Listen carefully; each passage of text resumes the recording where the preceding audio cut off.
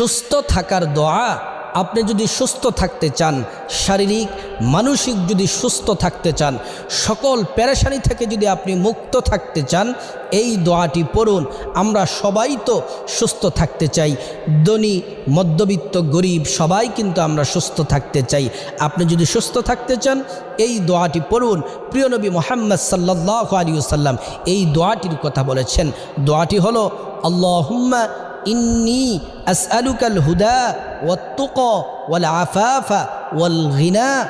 যারা অসুস্থ আছেন আপনারা দোয়াটি পড়ুন, আল্লাহ তাআলা আপনাকে সুস্থ করবেন। আর যারা সুস্থ আছেন আপনারা যদি সব সময় সুস্থ থাকতে চান এই দোয়াটি পড়ুন। বলতে কি, যারা বলতে পারে যে সুস্থতা কত বড় নিয়ামত আপনি বুঝতে পারবেন না। যদি হসপিটালে যারা আইসিইউতে আছে, মুমূর্ষ অবস্থায় আছে, তাদেরকে যদি বলতে পারেন যে সুস্থতা কত বড় নিয়ামত, তাহলে তারা বলতে পারবে।